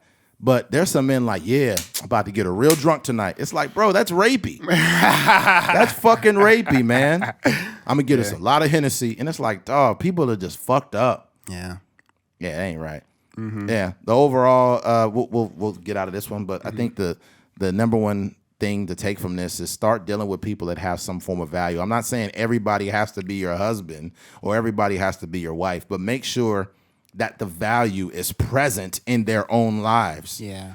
Even if you're just having sex, you shouldn't be with a woman that is openly a horrible mother that neglects her kids. Yeah. I'm not trying to date Casey Anthony.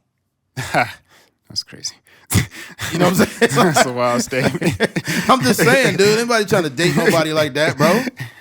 The fuck?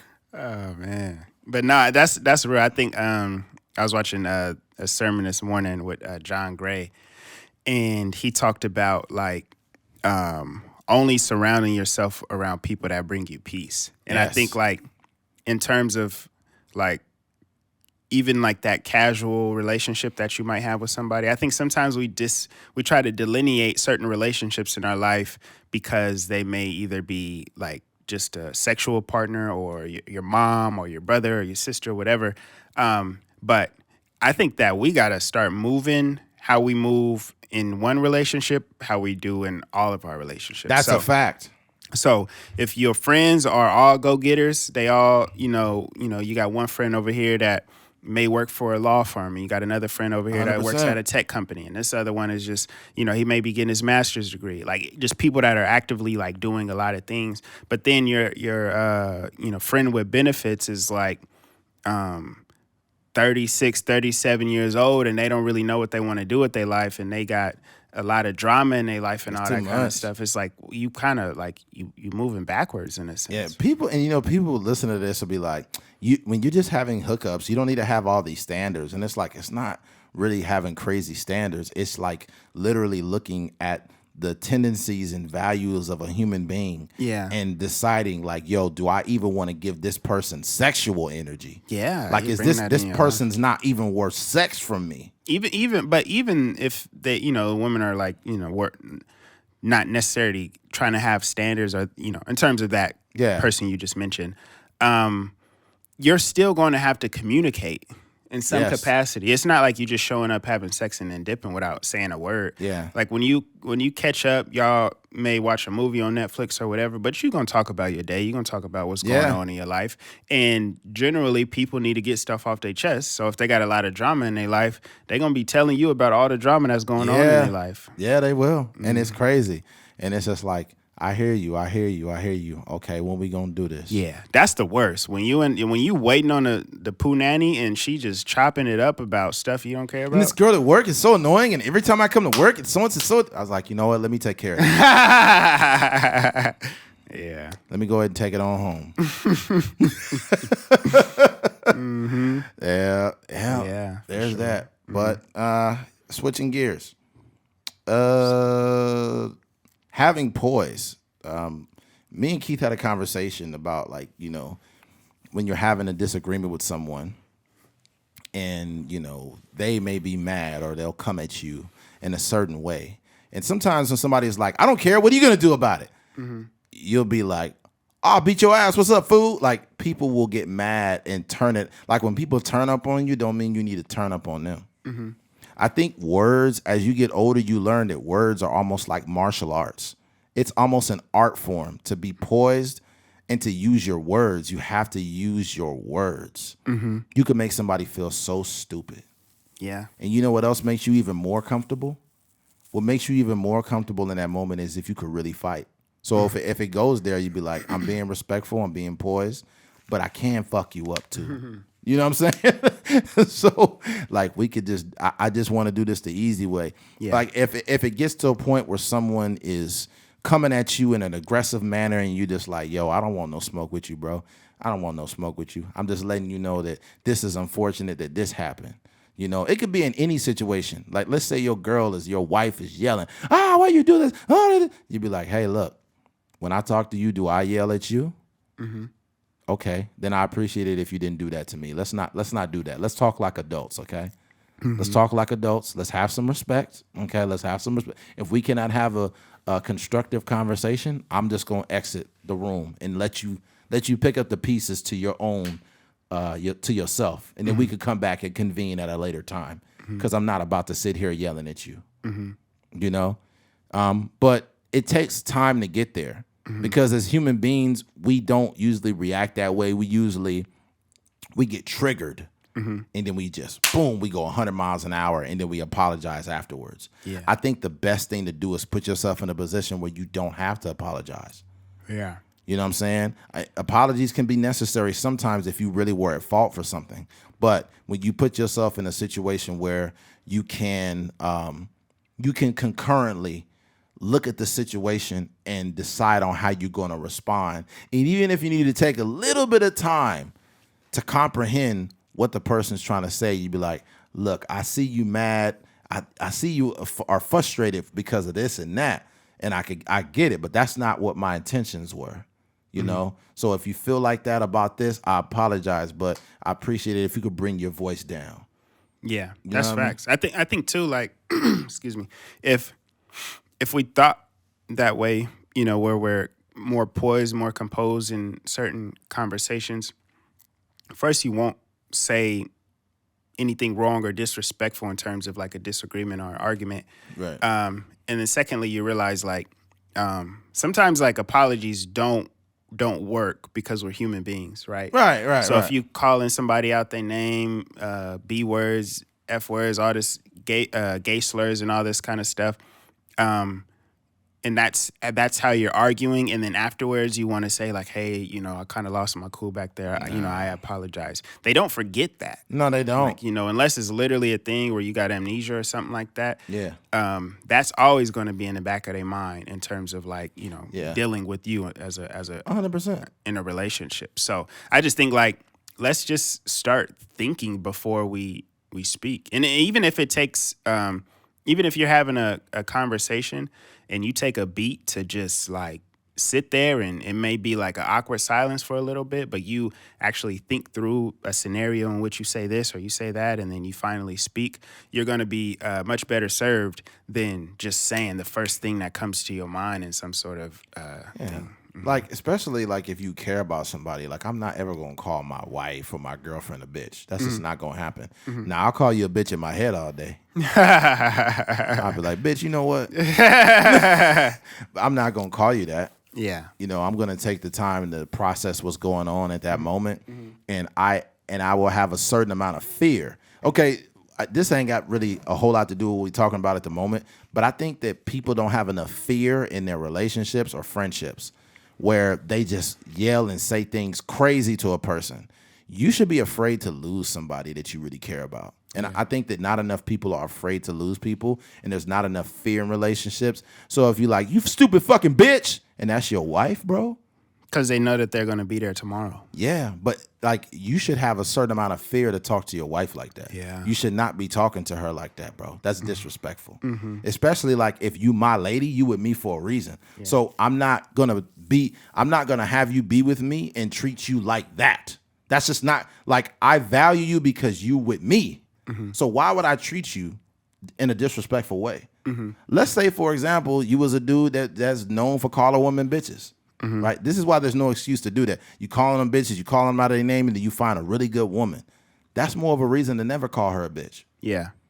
Because you've dealt with women that you felt was bitches and this and that. You find a good one and you still calling her that? Yeah. There's no excuse for that. The same way, you know, women get mad and tell men all kind of crazy shit. Like, you can't last, your dick is little, all of this stuff. Like, just because you apologize about telling your man he had a little dick don't mean he ain't got, you know, he still ain't got a little dick.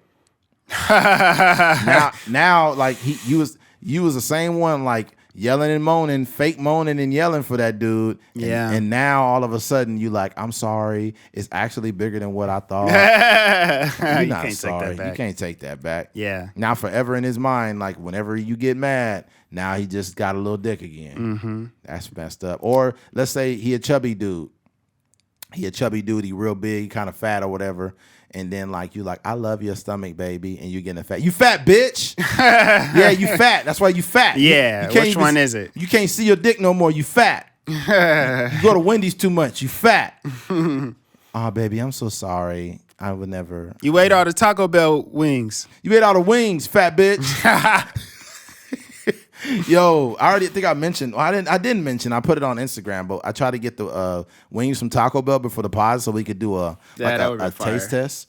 But they ran out of wings. That's unfortunate. Yeah. But I forgot. We're having Poise.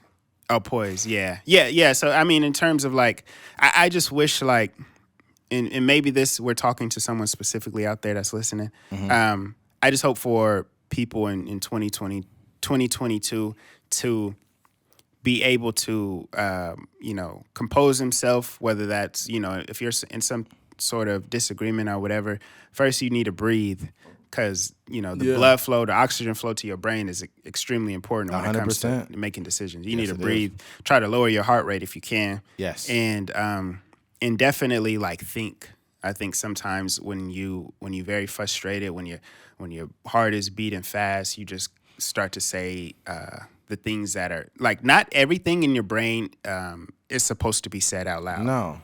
And even in arguments, sometimes you want, like Eddie said, like in your head you call some women out their name, but not in real time.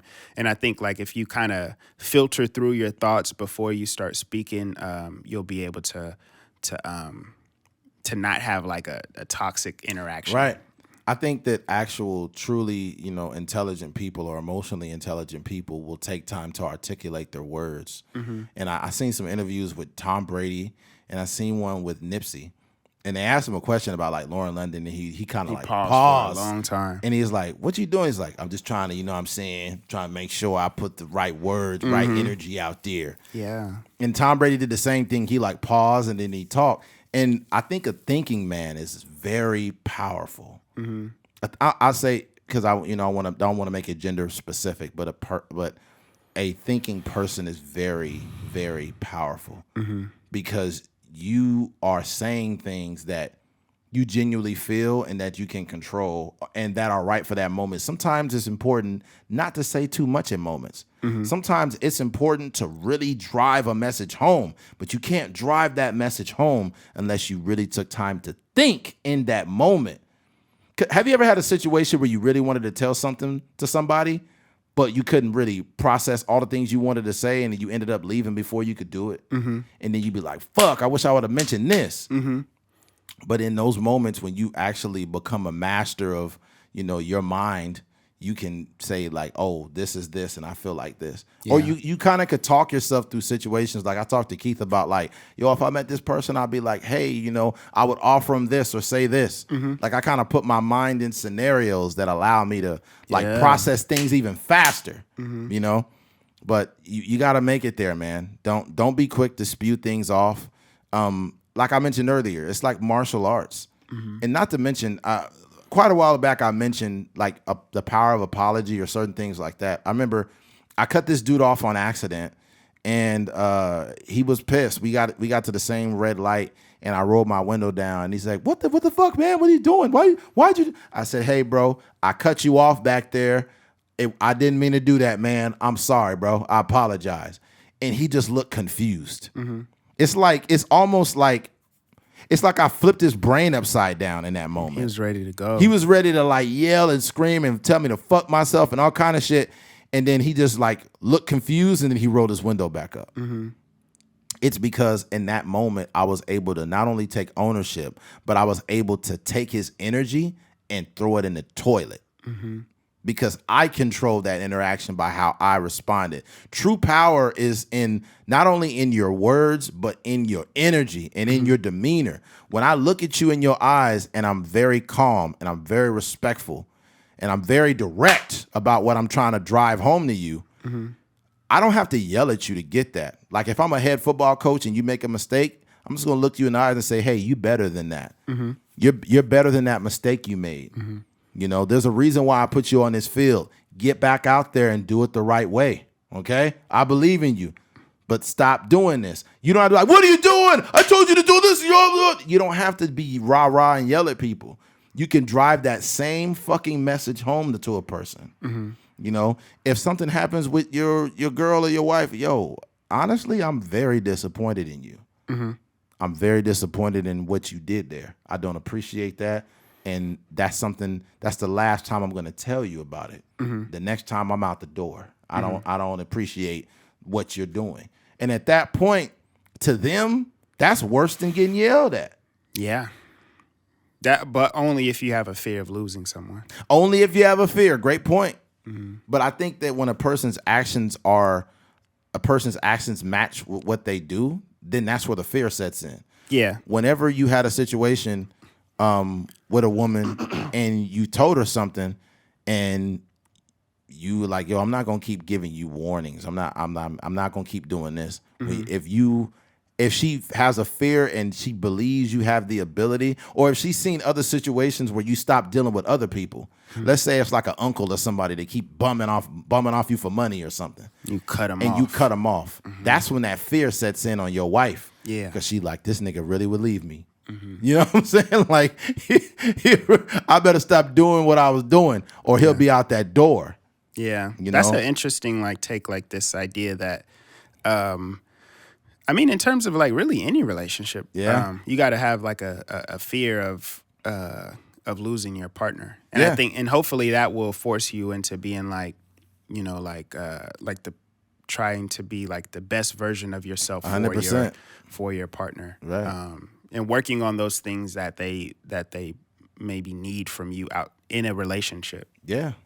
The respect is there. You know, you mean like I love you to death. I respect you. I treat you with respect, but I am not afraid to walk away and I will walk away, and you won't get the convenience of me running back because I've turned my back. I have no intention of turning back around once I've made that decision. If you know me well enough and you've seen how I've dealt with people, you've seen how I operate in the world. Yeah, then you know that I will drive that message all the way home to you. But yeah, it's like in life, you realize that you don't have to get excited or up and you don't have to get excited and angry and turn up on people. Yeah. You can simply like talk yourself through things. Yeah. And I think another thing that helps me too is like if I tend to think out loud. And what I've learned, I thought I was crazy. Like, yo, am I talking to myself? but I learned that some of the most intelligent people actually talk to themselves, but they're thinking out loud. I forgot where that I seen that, but it said a lot of people that actually process things by speaking them, not only speaking them to power, but actually saying them out loud are some of the most intelligent people. I'm not trying to dub myself that intelligent. It is a genius. But I have been throughout my life, even as a child, I would like talk myself through things. And I think that like even on this podcast, when we talk, a lot of these conversations I've had like while I was cleaning. I'll be cleaning something and I'll be talking like the entire time about like how I feel about it. And it kind of like pre-exposes me to what I'm going to say on the podcast. It's like not really a direct correlation, but like a kind of like sidebar to it. That play when it's a play action, the Buccaneers and Tom Brady is like faking the handoff. He's like cover two to the running back. He's talking to the running back, but he's kind of talking to himself at the same time. Yeah. And then I forgot how the play ends, but basically that same sort of thing. Like you just kind of like processing information by like getting it out. Yeah, but that's a master level processing. Yeah. And he looks so calm. Yeah. It's so dangerous. When somebody, okay, think about this, folks. And we don't want to keep giving you these football analogies because we used to play football. I'm giving you all these football analogies. But look. Imagine playing quarterback in the NFL and you got men that are 300 pounds, all muscle, and they're running full speed at you and they're going to try to kill you out there. But you got a hold of this football and your job is to navigate this ball across the field to the best available option. And while you're doing this, you're just like, okay, he's there. You're not even noticing that 300-pound man that's running at you. You know he exists, but you know that you have a job to do, right? And you know you're going to do it, and you're so confident in your abilities that you're just relaxed and you're poised. And it's no different than in having conversations or interactions with people. You could be very calm, very poised, because at that point, using words is like martial arts. You know what I'm saying? And you also, and this is kind of like outside of the conversation, but you kind of could deflect certain, like you could get so good at being poised and relaxed, and also you could deflect bad energy when you know yourself. Like I've walked into a room at work back in the day, and it's a bunch of employees that are just complaining and arguing, and they try to include me in the conversation, and I'm just like, wow, that's interesting. And then I just turn around and walk out. And I'm not like in that moment, I didn't say like, man, why y'all always complaining? Why y'all? I didn't engage them, nor did I deny them. Yeah. I just literally stayed in my lane and kept moving. Yeah. And when you learn how to deal not only with people but within yourself, you could literally just. It's kind of hard to explain what you would compare it to. Nah, I think a lot of people, in terms of that type of thing, like sometimes what I realize is that if someone is feeling any type of way, they want the world to feel that way with them. Exactly. So in terms of like complaining about, I mean, you've told me situations where somebody be trying to go in on the owner or whatever, and you'd be like, dang, that's crazy. And just kind of like just move on with your day. Yeah. But definitely like people be trying to like make you feel how they feel. So I think even in those, talking about poise, it's even important in those situations to realize you may actually feel the same way they do, but we have to be poised enough to know, like, just hit them with a dang, that's crazy, and then just go on with your day. Yeah, if you got to hit it with more than 2 dangs, that's crazy. It's time for you to exit this. Yeah. Exit stage left, sir. Yeah. Because they may not even get the point. They'd be like, yeah, it is crazy. Yeah, it is crazy. Like, yeah, you feel me? You feel me? It's like, oh my God, I need to get the fuck out of here. You're trying to drag me into this bad energy. I got to move on. Yeah. Yeah, Funny. I remember, and this is this, and I think you learned this too, because like I mentioned that chick I was on a date with, the hot white chick. It was a long time ago. Yeah. But I seen her too. She look cool. yeah, but she basically was just complaining about this, complaining about that, and I just literally stayed cool. Like I'm figuring, like I don't, I kind of have a tone of who you are, and I'm not judging you for that, but I don't give a fuck about what you're talking about, because in the way in which you say it, kind of tells a whole story about you. Yeah. So I'm not going to try to make myself invested in what you're talking about, nor am I going to disrespect you. I'm going to listen, but I'm just going to get myself through this conversation. Yeah. So I could just move on and we go our separate way. Do you think it was in that moment she was trying to get you to join in, or do you think that was just she wanted me to feel the same way she did? Yeah. But one, I don't know you well enough to endorse anything you're saying. So you're asking a lot of me. Yeah. And I don't know what kind of men you've dealt with. Maybe they've told you everything that you wanted to hear because you're hot, but I don't operate like that. I don't operate in a way that I'm going to tell you what you want to hear just because you look decent. Yeah. If you are a person that I feel you're full of shit, I'm either going to call you on it or I'm just going to avoid it because I don't want to deal with it. Like I've had people complain about, about a boss at a job or something. And I think that people don't take time to like simplify things. Like think about the boss that you complaining about. Do you think he gives a fuck about you? Yeah. And you making him money, he ain't worried about that. Do you think he cares about you? Do you think, like, if you simplify things and think them through, then you won't even complain anymore. You'll just be like, oh, okay, I know what this is about. I know what to expect. And then from that point forward, then you dump those expectations and then you stop being as angry. And then you stop introducing that culture that's within you to other people. Yeah. I think thinking about Poise too, Poise comes in decision making also.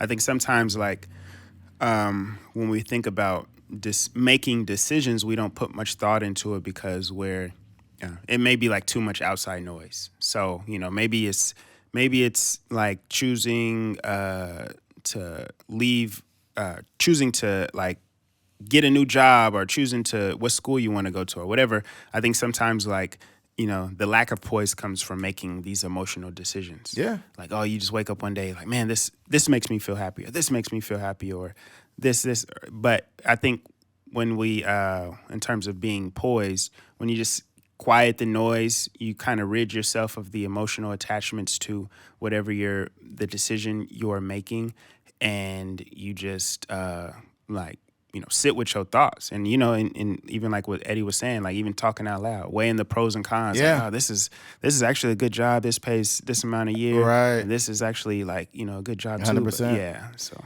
I remember, and I'll end it on this. I told you about this before, but there was a conversation I had with this chick I was messing with at the time. It was nothing serious, but she was mad at me at that moment because I did not like her the way that she liked me.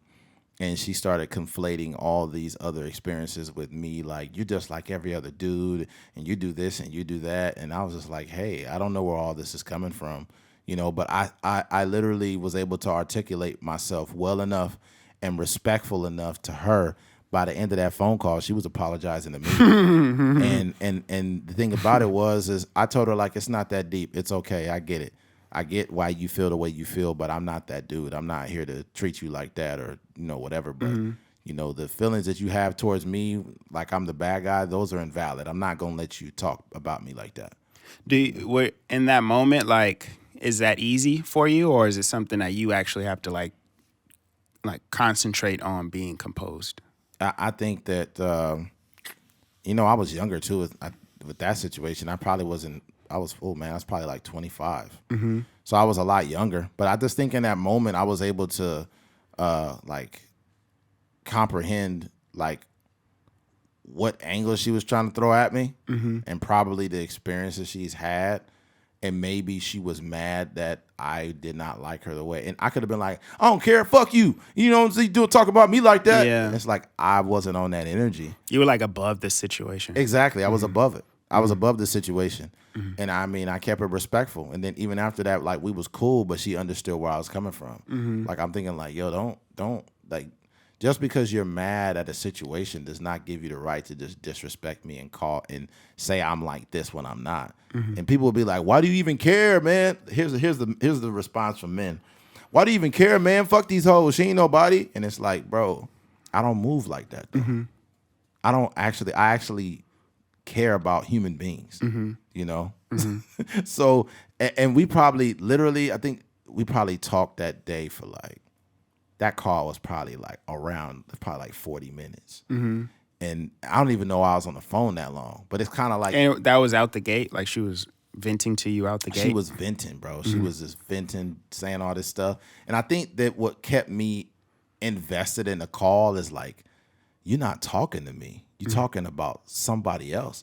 But since I'm not this person, like I was curious because I was like, this is just not me. Who you talking about? Yeah. Let me try to like understand why you feel this way, type shit. Yeah. Normally, I would not give a fuck like that much to like have that type of conversation. But I'm just like, yo, I don't get it. But by the end of the call, like we was cool. Yeah, I've had chicks curse me out and end up apologizing. And there's like, I'm just so sorry, Eddie. Like you're a really good person, and I'm like, yeah, I've always been like this, but you know, you was in your feelings cussing me out, you know, and I was just confused. But that goes back to what we were saying, like, you know, like we all need to be poised enough to not even take it there, like, not even have to apologize for cussing somebody out. Yeah, bro. Because you just had a normal conversation. Yeah, I think that what it is too is like, I don't know. I think like I mentioned, people tend to react and go all and fly off the handle, and then they, in retrospect, they just like, you know what? Keith is actually a good person. Like Eddie is actually a good person. Yeah. I was just mad that day. Yeah. You know, and then they think that we hate them. Like, I just want to apologize. You know, I know you probably hated me after that. I'm like, I don't hate you, girl. What are you talking about? I don't. You know, I don't hate you. It's all good. I think oftentimes, like, if the person even that's cussing you out or whatever, like they started to look at the situation on paper, they would be like, dang, I'm really tripping. Yeah. Yeah, I should have never insulted Keith's hair like that.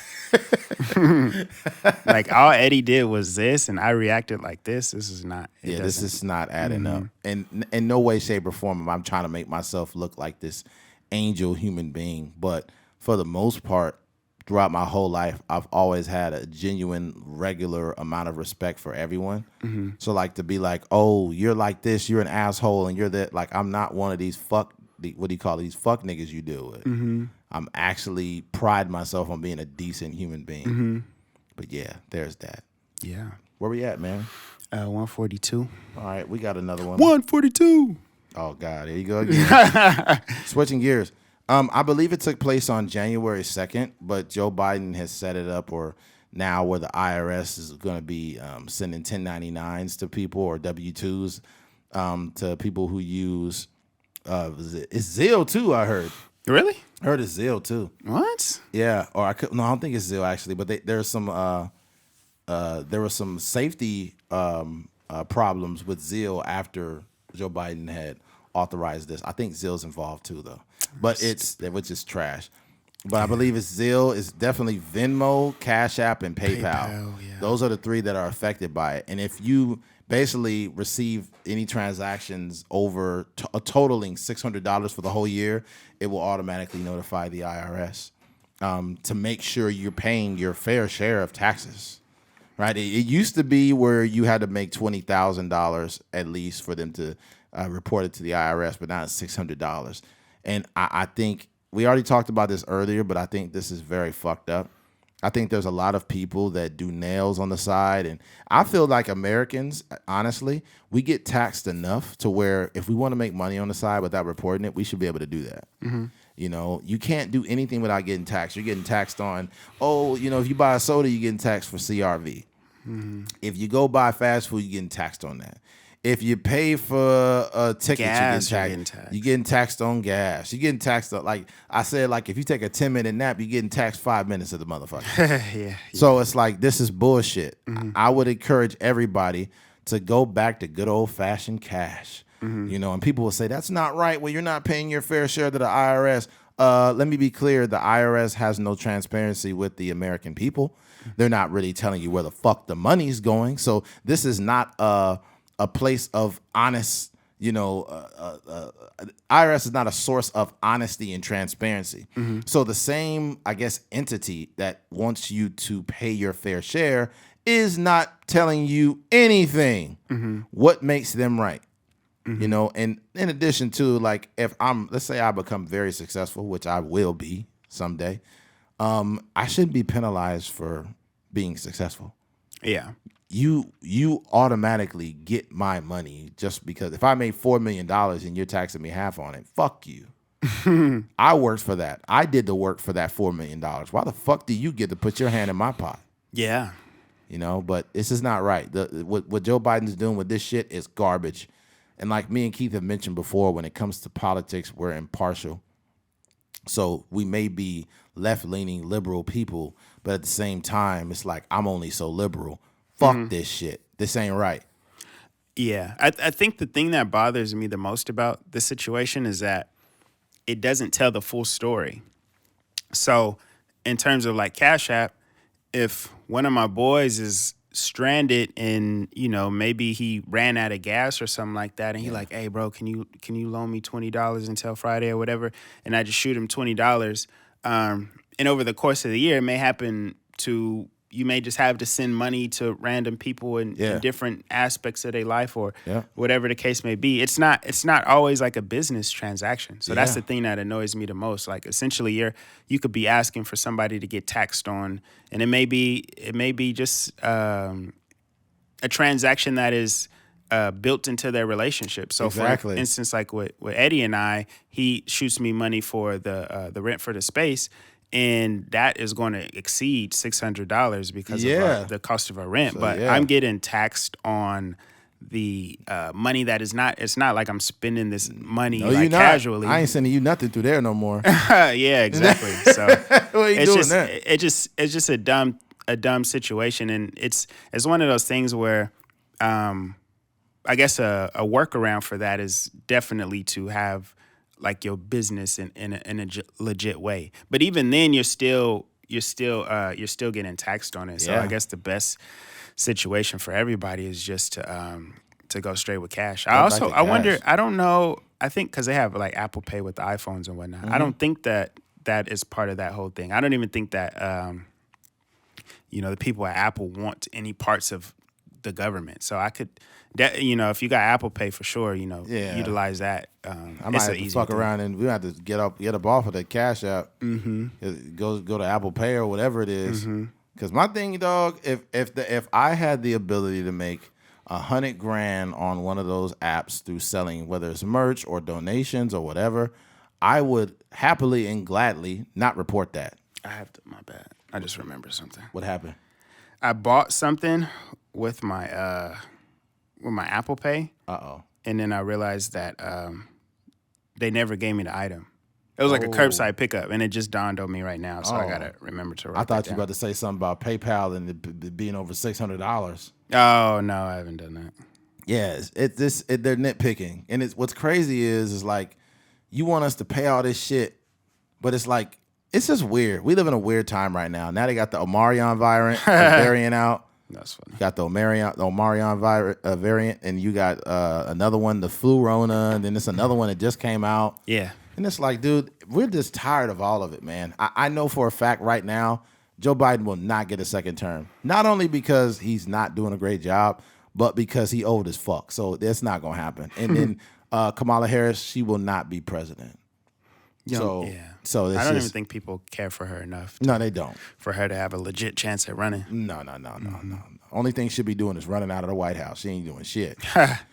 And then that interview with Charlamagne just really put the stamp on it. Mm-hmm. She was like, no, Charlamagne, the president is Joe Jeffrey Biden, and my name is Kamala Harris, and I'm vice president. And I was just like, and you had me busting up. And I'm from Oakland, so if you act up, I'm going to go crazy I'm going to go dumb on your ass.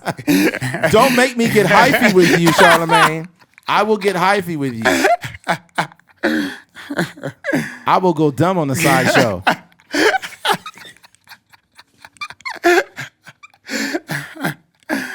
Right now, I got my professional face, but I will have my Thiz face on if you keep this shit up, Charlamagne. Oh, man. Stupid. You had me dying, though, and you was like, look, Charlamagne, you little ass nigga. Like Kamala wilding out, yo. Kamala is fucking. She definitely went crazy. She is fucking wilding right now. Oh man. Oh, that is what you call not being poised. No, not at all. Yeah, she's like, don't make me call E40 over here, Charlamagne. Don't make me get Mr. Fab out here on your ass. Oh man, that's a trip, bro. Yeah, dude. But this is where we are right now, and I think for a lot of people, the government is making it more difficult for us to be rich. Shout out to Kamal. Actually, Kamal sent me a link. I need to get on that app. Yeah. Shout out to I got to get on that app. He sent me a link because they have conversations and stuff like a forum, I believe. And I was about to download the app, but I was busy at work. So thank you, Kamal. I'll get back with you on that, and I'll shoot it to Keith too. Yeah. Yes, it's just conversations and whatnot about NFTs and whatnot. So, oh yeah, I feel like anybody that has insight on that'll help everyone. Definitely, the whole Bitcoin and all that stuff is one of the reasons why a lot of wealthy people are utilizing these platforms. Is it's a way to put money in a space where the government can't mess with it. 100%. So if I buy a share of Apple, I'm not getting taxed on the money until I pull it out. Yeah. So yeah, that's just a little nugget right there. Go buy you some. Even there's been a shout out to Nate too. He posted this article, I think it was, and they were talking about the prices of Rolex watches going up. Whoa. Yeah. So I just think it's important for us to understand, like, stop hoarding your money, put your money in a place where it could potentially grow, buy you some assets, buy you some stocks, invest in something. That's the only way. And the thing about it, though, is when you don't have a bunch of money to begin with, it's very risky to make these investments. So it's like, you have to take a risk by doing, like, if you get a certain amount of savings, you have to take a risk with that savings. So if you save up $15,000, you have to find something that you could invest it in, and you might fall flat, but it's worth taking a risk because just saving money doesn't do anything. Yes, it does. Saving money is just going to save you from a rainy day, maybe pay your bills for a couple months. But if you can invest X amount of money into somebody's local business and they're serious about it, then who knows? Maybe you could get a part of someone's business. Maybe who knows what you can make? Yeah. And listen to the right people too. I think a lot of us those people that have a lot of information about something they don't actually know about. Yeah. Are you asking your random friend about investing in stocks and they don't got no stocks to their name? No, they don't. Yeah, you got to get somebody that's already a player. They're already playing in that game. So yeah. But to all the people that listen to this podcast, and we appreciate you, but we also want you to be safe out there with using these apps because they're going to tax you more. Stop using these apps. Yes, just stop. Yeah. Also, you finished? My bad. Yeah, go ahead, man. You good? Make sure y'all subscribe to the YouTube channel. You know what I'm saying? Please. We have to and I'm gonna tell you this right here, but we got to make sure we make a point to tell people to subscribe. Yeah, we do. Because sometimes, some people only listen to the audio, so they need to go to YouTube. And secondly, when they're on YouTube, they need to subscribe so they know when the videos drop. Yeah, and hit that stuff notification bell. Yeah, hit the like button 100%. too. Because if we get to a certain amount, we can start monetizing the YouTube channel and stuff like that. So yeah, definitely. But we're gonna have to probably move away from the Cash App, man, because we got our cash. Oh, we're going to have to remove the cat? Yeah. Yeah, we'll have to remove it eventually. We'll just put the address. So Definitely. send us some money. 100%. Shout out to Gloria. Shout out to Gloria. Sent us a. And she referenced the little joke we had. Yeah. A dog name. It's just fucked up how one administration can ruin something so innocent. That's why, when you get older and you start to become successful, being a Republican don't sound that bad. Yeah, like I'm liberal, but I'm all liberaled out. I'm tired. Yeah, I'm tired, man. I'm tired of all the extra stuff. People thinking that extra taxes is what we need to pay more taxes. It's like, man, shut the fuck up. That's what broke niggas say. Yeah, go stand in that line with the rest of the stupid people that believe that. I don't know. I've never heard an interview with a wealthy person, except like extremely wealthy, not like millionaire wealthy, to say like, yeah, I would love to pay more taxes. Some of these billionaires that can't spend the amount of money they have in their lifetime, they'd be like, yeah, I'm going to do these, these donations and stuff like that. But the regular wealthy people, none of them are running around saying they want to pay more in taxes. You get to Jeff Bezos type billionaire status, and if people do write-offs, I'm going to do write-offs that really help people. Like I'm talking about like real write-offs, like all the workers that help with the homeless downtown in Los Angeles and Bakersfield. I'm gonna, give them bonuses, and I'm gonna, give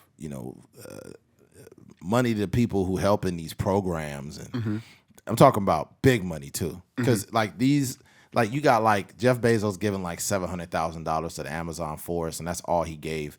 I don't want to say that's all he gave. He still donated some money, and $700,000 is a lot. But when you're worth billions, you would think they would give more. But I mean, he's entitled to do whatever he wants. But if I was to give $700,000, I would give it like locally to people who really need it out here. It's all kind of people that work at homeless shelters and stuff, and they get paid minimum wage. Yeah, I would make sure they got paid. The homeless had clothes. There'd be more food in places. I want to help people with their utilities.